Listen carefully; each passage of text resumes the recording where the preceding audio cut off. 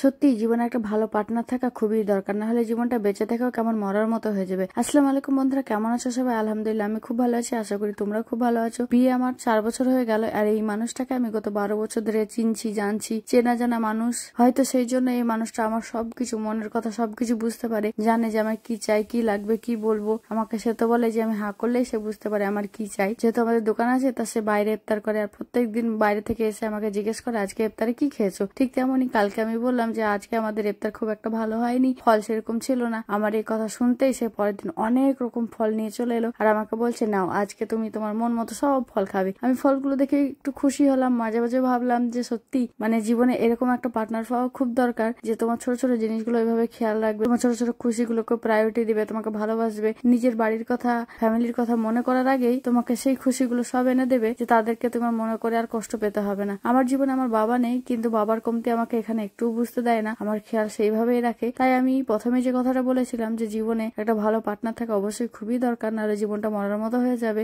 আর partner যদি ভালো হয় তাহলে একটা মর্মান্তিক জীবনও খুব সুন্দর হয়ে উঠবে। ঠিক তেমনই আমিও আমার জীবনের একটা গুরুত্বপূর্ণ দিন, গুরুত্বপূর্ণ সময় তোমাদের সাথে উল্লেখ করছি, যে আমি আমার জীবনে আল্লাহর কাছে সত্যি খুব শুকর, আলহামদুলিল্লাহ যে আল্লাহ আমাকে এরকম একটা জীবন দিয়েছে। হ্যাঁ, এই জীবনে অনেক কষ্ট আছে, অনেক দুঃখ আছে, অনেক ব্যথা আছে, কিন্তু সেই দুঃখ কষ্ট ব্যথার মধ্যেও এরকম একটা সাথী পেয়ে আমি সত্যি খুবই খুশি। আর আমি এখানে সব ফলগুলো কাটছিলাম আর বলছিলাম যে সবারই বাড়িতে সত্যি এরকমই হয়, যখন কিছু থাকে না তখন কিছুই থাকে না, যখন থাকে তখন অনেক কিছু ফল থাকে। রোজার মাসে মেয়েদের কাজের কোনো শেষ নেই, সারাদিন সবারই সাথে কাজ করতে হয়, তারপরে ইফতার করে সবাই যখন ঘরে চলে যায় মেয়েরা তারপরেও কাজ করতে থাকে। এইগুলো সব আমাদের ইফতারি আজকে কাটা হয়ে গেছে, আর এরপর আমি রুজু করে এসে বাবুকে নিয়ে বসে যাব, কারণ আমি একটু তাড়াতাড়ি আগে সবারই আগে এসে বসে যাই, কারণ বাবু খুব কান্না করে, একটু জ্বালাতন করে। আর যেহেতু একটু রোজার মাস চলছে আর আমি রোজা আছি, ছোট বাচ্চা আছে, তাই মাছটা অবশ্যই রাখি। আমার ভোরবেলাতেও খাই, সন্ধ্যাবেলাতেও খাই। আমি সব থেকে ভালো লাগে আব্বাজানের বাবা যখন বাড়িতে থাকে তখন আমার খুব উপকার হয়, সে সারাদিন তার বাবুকে নিয়ে বসে থাকে। আব্বাজান দেখছে কেমন সুন্দর করে ওর আব্বার কোলে বসে আছে, যখন আব্বাজান ওর আব্বার কোলে বসে থাকে তখন আমি আমার বাকি কাজগুলো খুব ভালোভাবে করে নিতে পারি,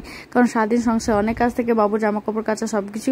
তারপর বাবু তার আব্বাকে খুব জ্বালায়, মাঝে মাঝে এখন শুধু দেখছি যখনই কোলে নিচ্ছে তখনই বাথরুম করে দিচ্ছে, হিসু করে দিচ্ছে, এখন টয়লেটও করে দিয়েছে। আর এগুলো নিয়ে আমি খুব হাসাহাসি করছিলাম যে বাবু কি করছো, রোজার দিনে তোমার আব্বাকে বারবার জ্বালাচ্ছ। ও আমাদেরকে এরকম করে ভ্যালভ্যাল করে তাকায় যখন আমার সাথে কথা বলি, ও খুব হাসতে থাকে আমাকে দেখে। বাবুর এই গ্রোথ গুলো দেখতে আমার খুব ভালো লাগছে। তারপর দেখতেই পাচ্ছ আব্বাজানকে কোলে নিয়ে আমি ইফতারে বসে গেছি, সব পরিবারে সবাই মিলে একসাথে আমরা ইফতার করি, খুবই ভালো লাগে। আমার শ্বশুর শাশুড়ি, নানি শাশুড়ি সবাই একসাথে থাকি, খুবই খুবই আনন্দ লাগে। আর যেদিন আমার স্বামী বাড়িতে থাকে না, ও যেদিন বাইরে ইফতার করে সেদিন আমার সত্যি খুব একা লাগে, মনে হয় যে কেউ